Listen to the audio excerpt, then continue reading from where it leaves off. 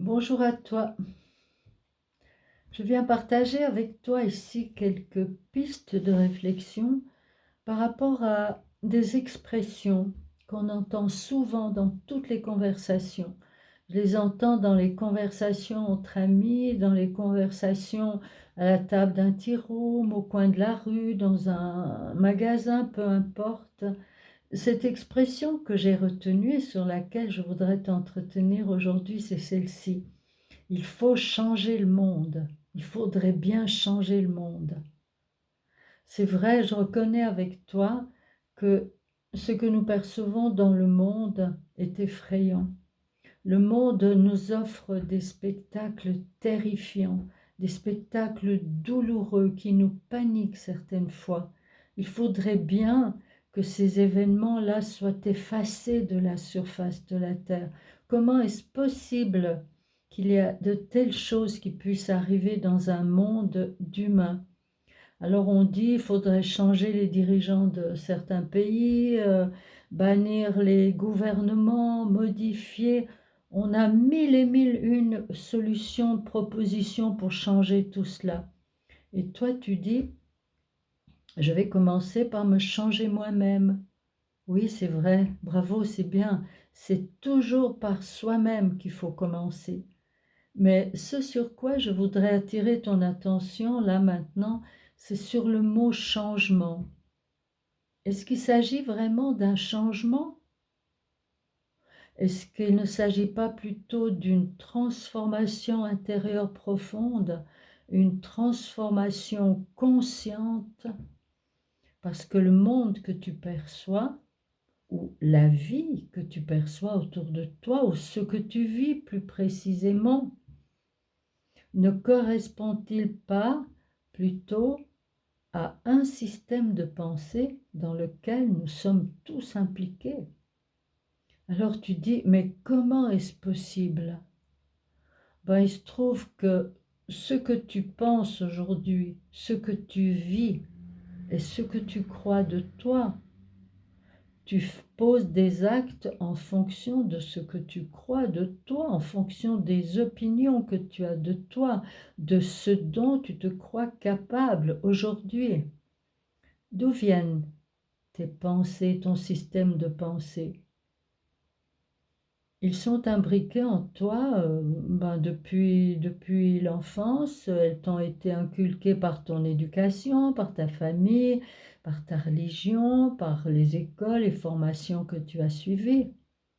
Mais elles sont en toi parce que tu appartiens à une telle génération qui a reçu d'une autre génération tel système de croyance. Et cette génération l'a reçu d'une autre génération qui l'a reçu elle-même de la génération avant elle. Tu vois, aujourd'hui, c'est ton passé qui empoisonne parfois ton présent. Et ce que tu vois dans le monde n'est que la manifestation de ce système de pensée. Alors pour être encore plus précis, je te dirais que tu perçois ton propre système de pensée à toi, le tien. Parce que si tu ne croyais pas à telle ou telle chose, tu ne percevrais pas cela dans le monde. C'est juste incroyable. Donc, puisque tu es ton système de pensée, que tes pensées sont nées dans le passé, que peux-tu faire aujourd'hui? Apprendre à connaître les règles de la circulation de cette énergie. Parce que nous vivons dans un monde fait d'énergie, mais nous ignorons absolument tout de la circulation de cette énergie, de comment se fabrique le monde finalement. C'est un peu comme si tu conduisais une voiture sans connaître les règles de la circulation. Tu serais sans arrêt en danger de mort et tu mettrais les autres aussi en grand danger à chaque instant. Donc revenons au système de pensée. Nous ne vivons aujourd'hui que des pensées qui sont nées dans le passé. Ça c'est ok, d'accord. C'est le passé qui empoisonne ton présent. Et tu ne perçois que ton propre système de pensée. Si nous regardons, toi et moi, une même situation, peut-être que nous ne percevrions pas la même chose. Pourtant, la situation à l'extérieur est la même. Tu vois, j'en veux pour preuve, si tu as un frère ou une sœur et que tu parles de ton enfance, il peut très bien te répondre, mais on dirait que nous n'avons pas vécu dans la même famille. Ben, c'est la preuve que chacun a son système de croyance qu'il met dehors. Ce que tu perçois du monde est ton propre système de pensée. C'est un peu effrayant, c'est un peu affolant, mais ça ne doit pas être culpabilisant, parce que ces pensées ne sont pas qui tu es. C'est comme si tu as traversé une zone, un pays, et que tu as pris certains habits, tu t'es couvert d'une certaine couche de vêtements, et que tu vas vivre ces pensées après, parce qu'elles t'ont imprégné. Ces pensées du passé ont imprégné ton âme, ont emmitouflé, camouflé, caché ton âme. Mais toi, tu es toujours l'être de lumière, mais cet être de lumière qui est au fond de toi est éteint, oui, on pourrait dire éteint. Il ne peut plus briller parce que sa lumière est étouffée par les couches de pensée que tu as pris à gauche, à droite. Mais il y a une clé pour sortir de cela. C'est reviens dans l'instant présent et regarde ce que tu perçois maintenant. Ce que tu perçois maintenant, avant d'être dehors, est à l'intérieur de toi. Et c'est à partir de là, de la reconnaissance de ce que tu penses maintenant et que tu perçois dehors, parce que le fonctionnement de la pensée, c'est ça, c'est qu'il se projette et tu le vois dehors sous forme d'image ou de son, selon l'endroit où tu es. Que vas-tu faire à partir de là? C'est ça, la transmutation, la transformation. Il ne s'agit pas de changer quoi que ce soit, il s'agit juste de reconnaître que si tu penses quelque chose, c'est une erreur. C'est une erreur que tu ramènes du passé, que tu ramènes d'autrefois.